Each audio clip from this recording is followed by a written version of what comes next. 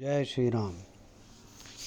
This is my Twitter handle, Ramakarya Dhurandhar, and this post of mine was in reply to some girl who was ridiculing Hinduism. Of course, this person, her name is, I think, Jishan Khan, and of course, she has become an atheist, but for some strange reason, she has not changed her name. So anyway, she is attacking Christianity and Quran also, Islam. So she has probably understood the truth about these two religions.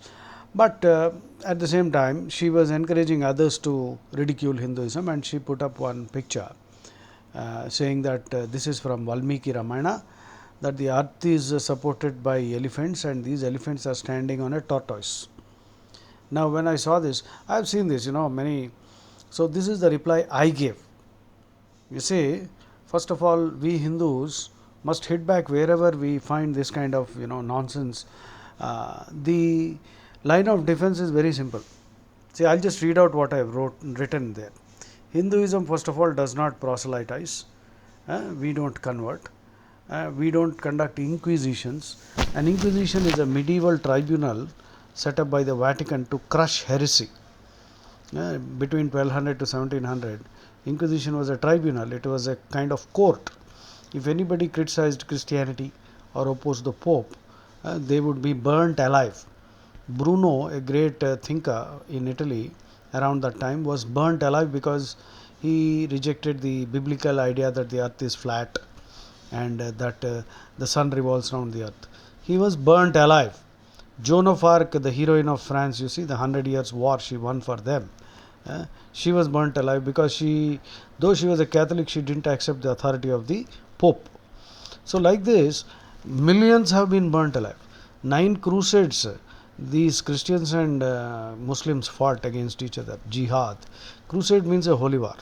The word crusade also additionally means any campaign, any robust campaign that you take up against anything, a crusade against corruption. So please understand, in all my videos you are learning both vocabulary and important concepts, especially as a Hindu. Unless you become aware of all these things, you will end up being defensive. Remember, offense is the best form of defense, and I don't think we should spare these scoundrels anymore. Now this criticism, how do we counter this criticism? Now I have to check up. See, we have this concept of Ashtadikgajalu, Dikpalakulu, and we also have many other such ideas. Now, it is not that somebody physically saw them, and it is not that elephants are actually standing underneath. The Rigveda uses the word Bhugolam, Bhugol. The Rigveda declares the earth to be a ball, round, oblong, or right now we know it is an oblong. So, Gol means round.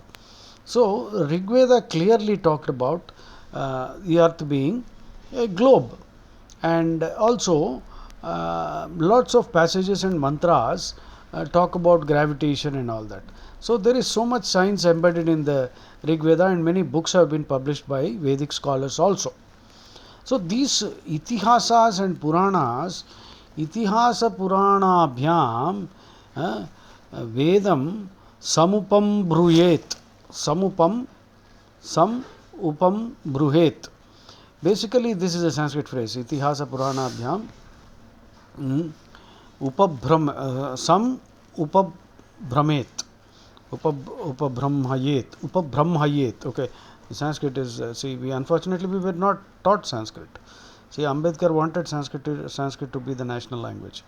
If we all had studied Sanskrit, all the meanings of the Vedas and all our thousands of scriptures are there, everything would have become understood easily. Now we are struggling. Anyway, what I meant by quoting that quote is that our scriptures, our Shastras say that Itihasas and Puranas are like a magnifying glass of Vedic truths. Now what does that mean? Now Vedic truths are high philosophy which everyone will not easily understand. Therefore, in the Mahabharata and Ramayana, and Bible and Quran also, they have what is called a parable.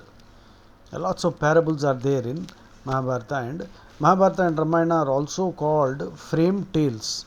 FRAME, frame tales. Frame tales means stories within stories within stories.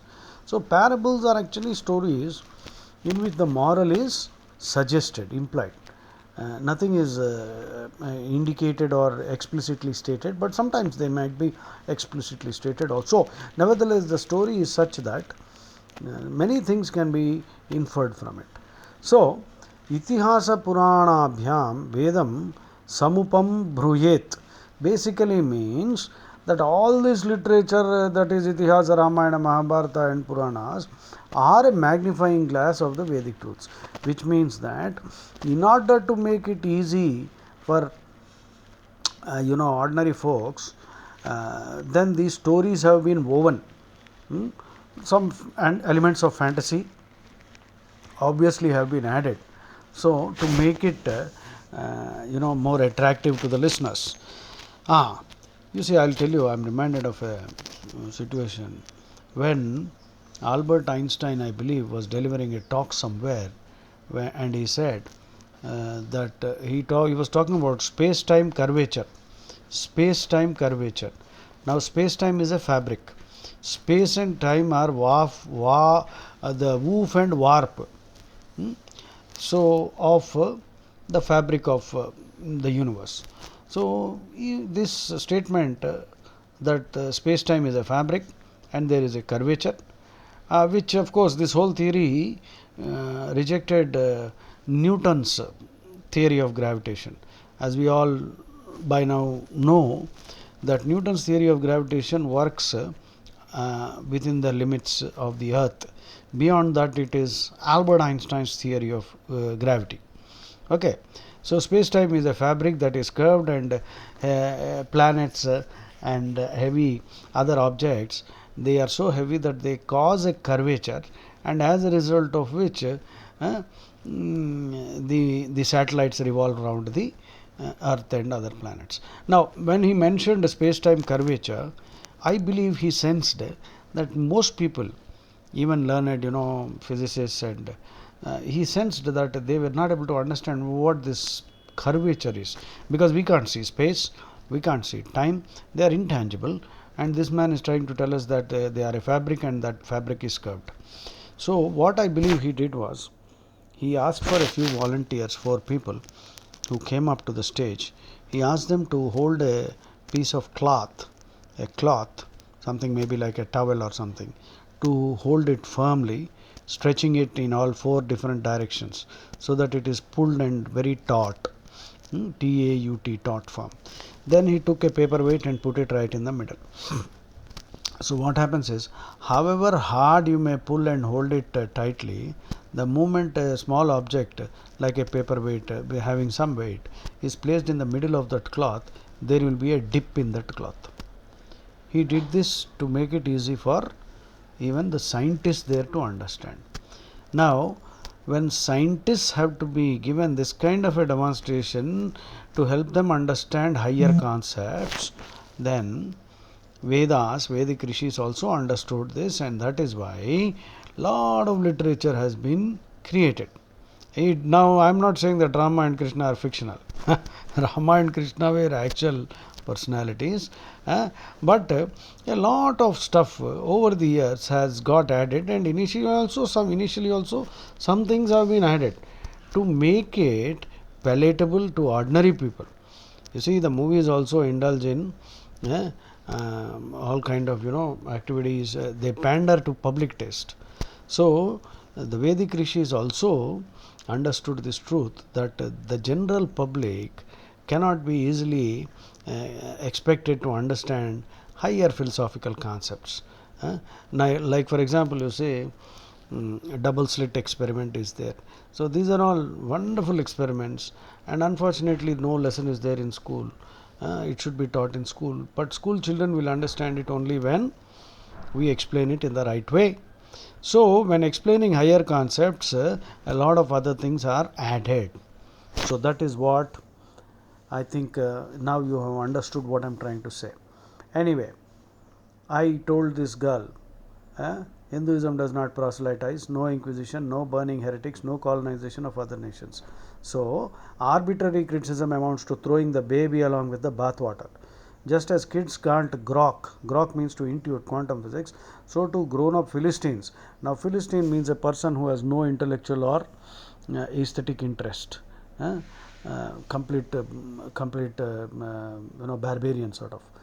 So too, grown up Philistines cannot savor spirituality. Savor means enjoy, relish. Okay. My direct reply was this: these yarns are all metaphorical. Now, the word yarn means a cock and bull story. Yeah, lots of yarns are there, all legends and myths and things have been added up. Okay. Some of them are outright disgusting. They are meaningless interpolations which have to be thrown out. Okay.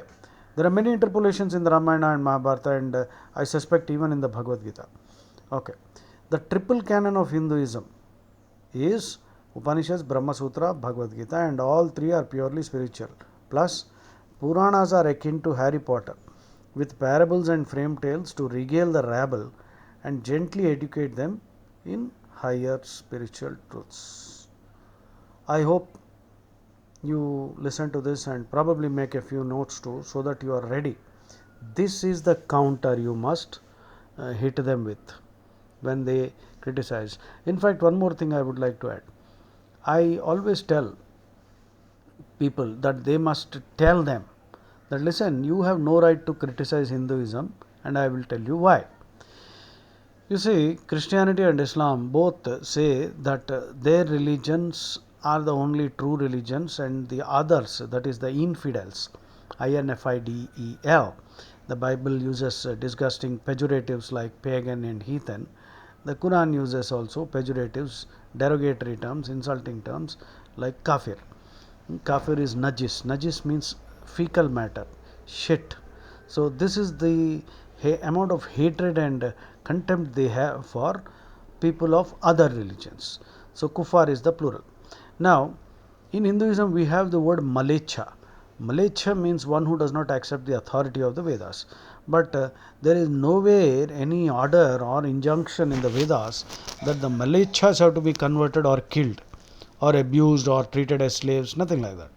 So, this is the level of tolerance and universal acceptance that Vedas teach us. So, these two religions, Christianity and Islam, they openly declare that theirs is the only path, others have to be either converted or killed.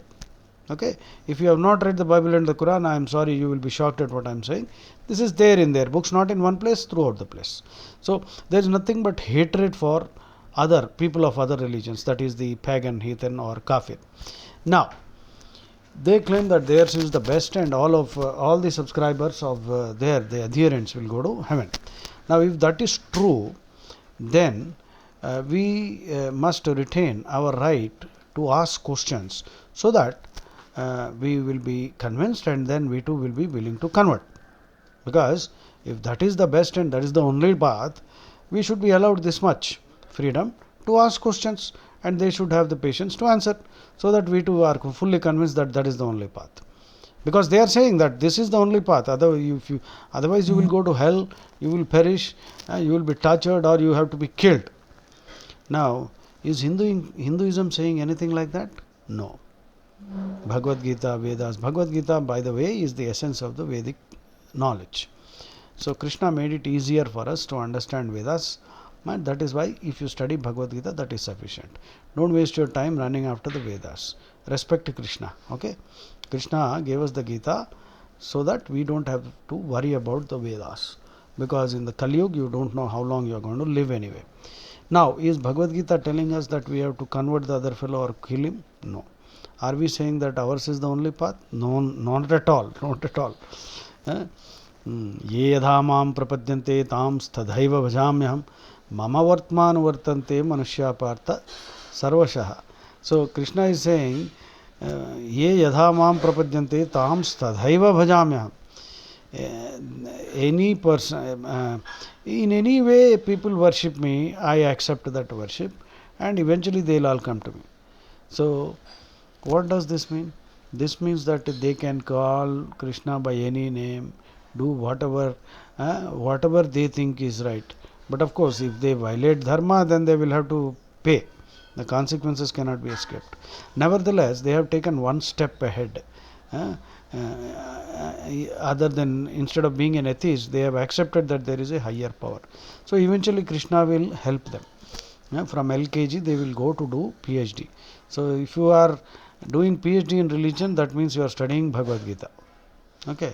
Those who are worshipping other holy books, they are still in the LKG. So Hinduism doesn't say that the other paths are wrong. Hinduism doesn't say ours is the only correct one, the other fellow has to be converted or killed. In which case, they don't have any right to question us. They have no right to ridicule us. అరే ఆమెకు చూడదో యార్ మమ్మల్ని వదిలేయండిరా మేము ఏదో చేసుకుంటున్నాం. Yes, there is a lot of superstition. Like I already told you, lot of parables are there, lot of fantastic stuff is there. But again, itihasa puranabhyam vedam samupa brumhayet. I have to mug up this phrase correctly. Samupa brumhayet. Please check up. Samupa brumhayet. That means this literature is all like a magnifying glass of the Vedas. That means they have been written in order to help ordinary people understand high philosophy. Therefore, we must tell them, please, you have no right to criticize us, but we have a right to criticize us. Because you are making the claim that yours is the only correct one and others have to be converted or killed. I think you understood that point. Jai Shri Ram.